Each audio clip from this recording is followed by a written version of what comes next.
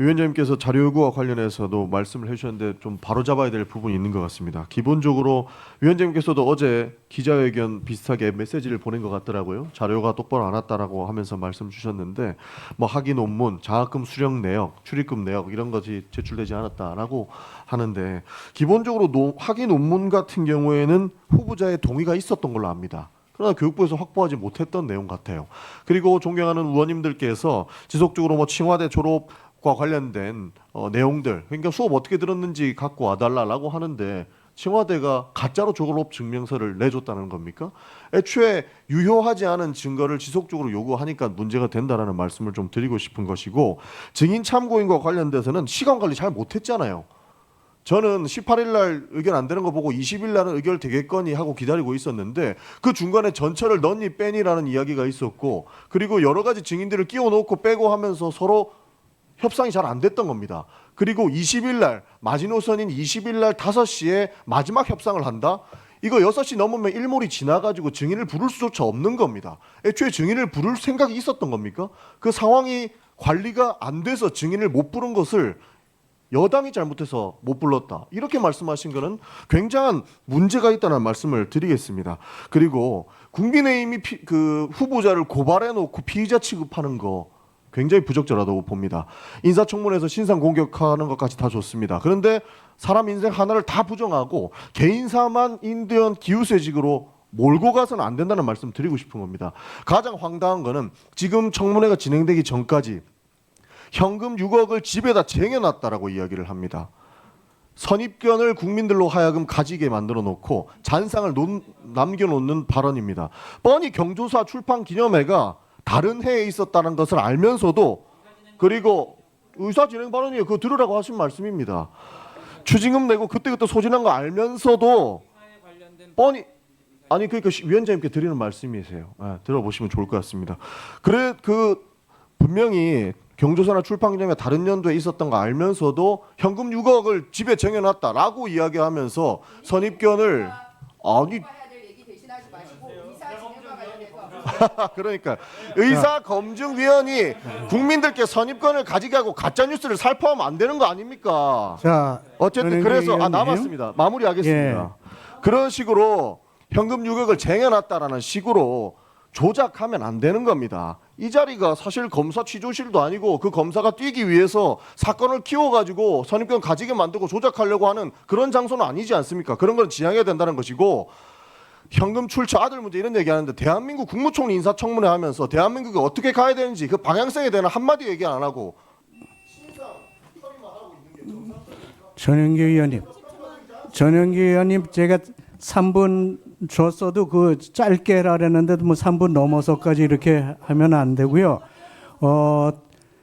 그날 마지막 날, 잠깐만요. 마지막 날 2시에 양 간사님들이 제 방에 모여서 최종 협상을 한 겁니다. 그렇지만 협상이 잘 안 돼서 5시까지 각 당에서 다시 한번 좀 상의를 하고 제 본 위원장이 전화로 확인을 하겠다 이렇게 했던 거고요.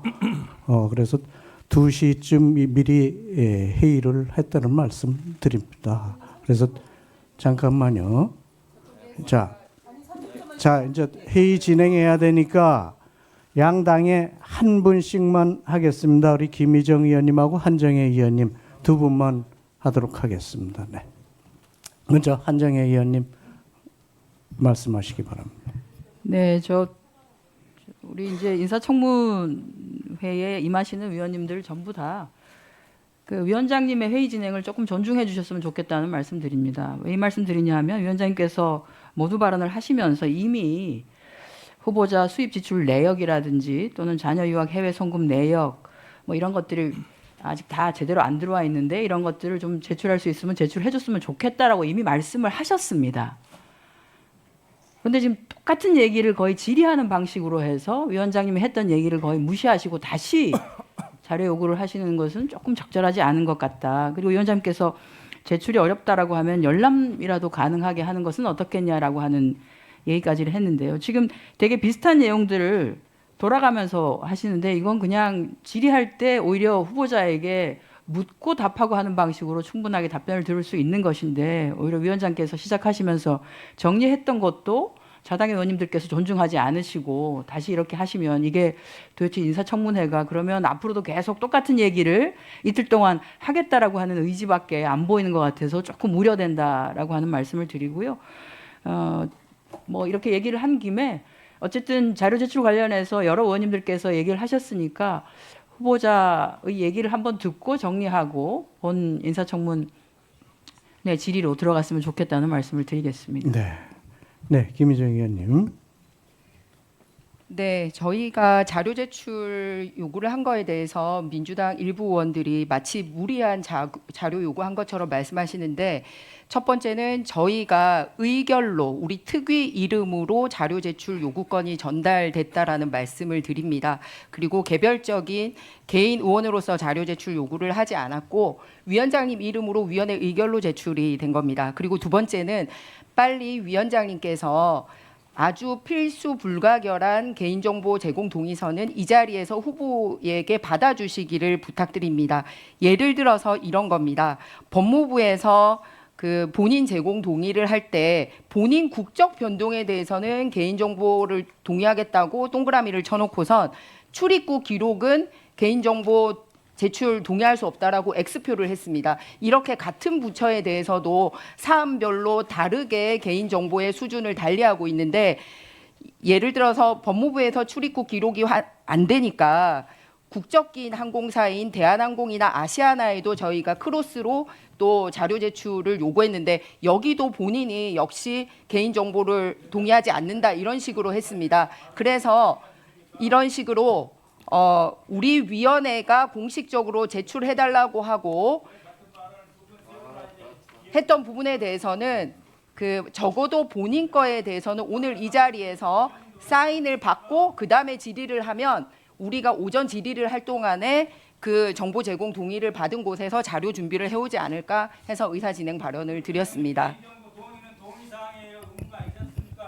자, 박선원 의원님. 다른 의원님들 발언할 때 조용히 해주시기 바랍니다. 위원장으로서 회의 진행에 차질이 있으니까 위원장이 발언하는데 조용히 하시기 바랍니다. 자꾸 그렇게 위원장 진행을 방해할 때는 위원장으로서 별도의 조치를 취하겠다는 경고를 드립니다. 위원장이 발언하는데 발언 도중에 그렇게 발언하는 것이 방해 아닙니까? 자,